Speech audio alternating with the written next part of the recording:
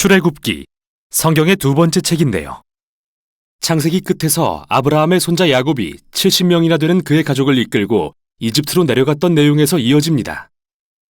야곱의 11번째 아들 요셉은 이집트에서 두 번째 높은 총리 자리에 오르고 기근으로부터 온 가족을 구해내죠. 이집트의 왕 바로는 이 가족에게 안전한 피난처를 제공하며 살도록 해줍니다. 마침내 야곱이 죽고 요셉과 다른 형제들도 이집트에서 생을 마칩니다. 약 400년 후 출애굽 이야기가 시작됩니다. 출애굽기라는 이름은 전반부에 일어나는 이스라엘의 이집트 탈출 사건을 가리키고 후반부는 시내산 기슭에서 벌어집니다. 이 비디오는 전반부만 다룰 텐데요. 이스라엘은 수세기 동안 생육하고 번성하여 땅에 가득하게 됩니다. 이 구절은 의도적으로 하나님이 에덴 동산에서 인류에게 베푸신 복을 반복하는데요. 이 중요한 사실을 다시금 기억하게 하기 위해서죠. 인류는 하나님의 복을 죄와 반역 때문에 빼앗기고 말지만 하나님은 아브라함의 가족을 통해 온 세상에 그분의 복을 회복하기로 결정하십니다. 그러나 새로운 바로는 이스라엘을 축복으로 여기지 않고 오히려 늘어나는 이스라엘 이민자들이 권력을 위협한다고 생각합니다. 창세기에서처럼 인류는 하나님의 복에 반역하는데요. 여기서 바로는 하나님의 복의 근원인 이스라엘 민족을 멸망시키려 하죠. 잔인하게 그들을 노예로 삼아 강제 노역을 시키고 모든 이스라엘 남자아이를 나일강에 던지라고 명합니다.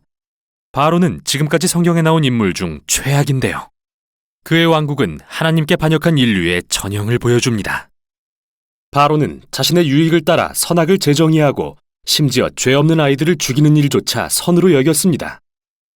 이집트는 창세기에 나오는 바벨보다 더 악한 곳이 된 것입니다. 이스라엘이 이 새로운 바벨로부터 구해달라고 울부짖자 하나님이 응답하십니다. 먼저 하나님은 바로의 악함을 역으로 이용하시는데요. 한 이스라엘 여인이 자기 아들을 갈대 상자에 넣어 나일강 위에 띄웁니다. 그 아이는 안전하게 떠내려가서 바로의 가족이 되죠.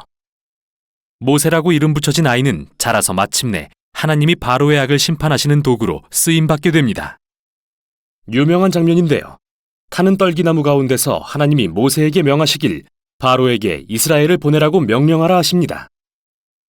하나님은 이미 바로가 거역할 것을 아셔서 여러 재앙으로 이집트를 심판할 거라 말씀하시고 또한 그의 마음을 완악하게 하실 것이라고 하십니다.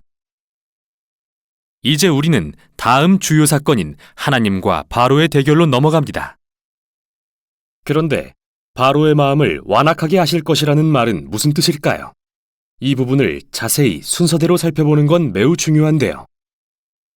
모세와 바로가 처음 만난 장면에서는 단지 바로의 마음이 완악했다고 적혀 있을 뿐 하나님께서 그 마음에 개입하시진 않습니다. 하나님은 그에게 5가지 재앙을 내리시는데 모두 바로와 이집트의 신들을 대적하는 것들이었죠. 그때마다 모세는 바로에게 겸손히 이스라엘 백성을 보낼 기회를 주지만 각 재앙이 멈출 때마다 그는 마음을 완강하게 하였고 더욱 마음이 완악해집니다. 스스로 그렇게 한 것이죠. 결국 또 다른 5가지 재앙을 맞게 되는데 이제는 하나님이 그의 마음을 완악하게 하시기 시작합니다. 이야기의 핵심은 이것인데요. 하나님은 바로가 그분의 명령을 거스를 것을 아셨음에도 불구하고 여전히 옳은 일을 할 기회를 주셨다는 것입니다. 결국 바로의 악은 돌이킬 수 없는 지경에 이르고 맙니다. 심지어 그의 고문들마저 제정신이 아니라고 여길 정도였죠. 바로 이 지점에서 하나님은 바로의 악마저 그분의 구속 사역에 사용하십니다.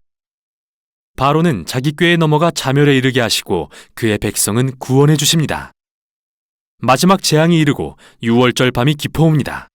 하나님이 바로의 악을 갚아주시는데요. 그가 이스라엘 아이들을 살해했듯이 하나님은 마지막 재앙을 통해 이집트인들의 장자를 죽이기로 정하십니다. 바로와 달리 하나님은 어린 양의 피를 통해 탈출할 길을 열어주십니다.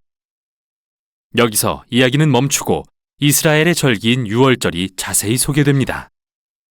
이스라엘이 이집트를 탈출하기 전날 밤 그들은 어리고 흠없는 양을 죽여 그 피를 문설주에 바릅니다. 하나님의 마지막 재앙이 이집트를 뒤엎을 때 어린 양의 피를 바른 집은 넘어가고 장자의 목숨을 구할 수 있었죠. 그래서 이때부터 이스라엘 민족은 하나님의 공의와 자비를 기억하기 위해 매년 이 절기를 지키고 있습니다. 그러나 바로는 교만하고 거역한 마음 때문에 자기 아들을 잃게 되고 하는 수 없이 이스라엘을 놓아줍니다. 그러나 이스라엘 노예들이 이집트를 탈출하기가 무섭게 바로는 마음을 바꾸어 먹습니다. 군대를 모아 최후의 결전을 위해 이스라엘 민족을 쫓아갑니다. 이스라엘 민족은 홍해를 무사히 건너지만 바로는 자멸의 길로 뛰어들고 말죠. 이 탈출기는 성경에 나오는 첫 찬양으로 결론을 맺는데요. 바다의 노래라는 찬양입니다. 마지막 소절에서 주가 왕으로 다스리심을 선포하고 시로 하나님의 나라에 대해 노래합니다. 하나님이 어떻게 세상의 악을 부수시며 악의 노예가 된 자들을 구속하시는지 이야기하고 하나님이 자기 백성을 약속의 땅으로 인도하시며 그들 가운데 거하실 것을 선포하는데요. 이 이야기는 하나님이 왕 되신 백성의 모습이 어떠한지 보여줍니다. 이스라엘의 찬송이 끝나고 이야기는 급변합니다. 이스라엘 민족은 광야에서 시내산을 향해 걸어갑니다. 배가 고프고 목이 마른 그들은 모세와 심지어 구해주신 하나님까지 원망하기 시작합니다. 이집트에서의 삶이 좋았다며 그리워합니다. 믿기지 않죠. 인자하신 하나님은 광야에서 음식과 물을 공급해 주십니다. 하지만 이 이야기들은 어두운 그림자를 드리웁니다. 정말 이스라엘의 마음이 바로의 마음처럼 완악해지기라도 한 것일까요? 더 지켜보기로 하죠. 여기까지가 출애굽기의 전반부였습니다.